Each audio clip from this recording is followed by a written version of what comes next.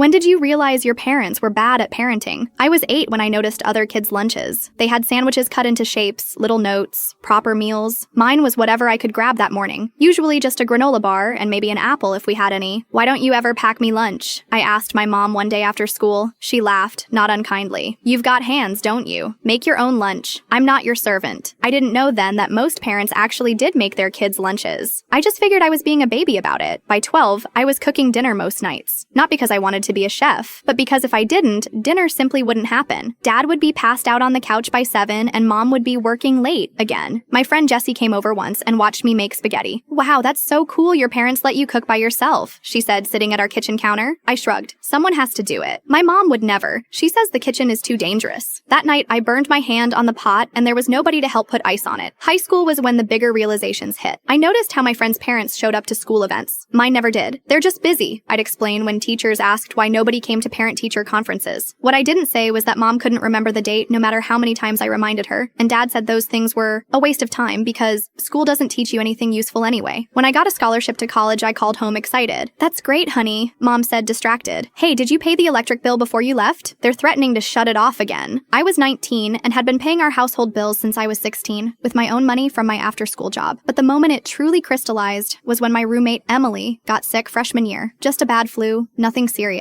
But her mom drove 3 hours to bring her homemade soup and medicine. She stayed the weekend, doing Emily's laundry and making sure she was comfortable. I watched this bewildered. Your mom came all this way just because you have a cold? Emily looked at me strangely. Of course. Wouldn't yours? I laughed so hard I nearly cried. The thought of my mother driving anywhere to take care of me was absurd. When I'd had pneumonia at 16, she'd left me alone for 2 days while she went on a weekend trip with her boyfriend. Not everyone has parents like yours, Emily said quietly, noticing something in my expression. That night, I cried in the shower where no one could hear me. Not because my parents were terrible people. They weren't monsters, just profoundly unequipped for parenting. They were like teenagers who never grew up, expecting their child to be the adult. I think what hurts most isn't the big stuff. It's the little things I missed without realizing. Bedtime stories, band-aids on scraped knees, someone checking if I'd done my homework, a packed lunch with a silly note. Last month, my therapist asked what kind of parent I want to be someday. The opposite of mine, I said automatically. And what does that look like? She pressed. I thought about it. Present. Just present.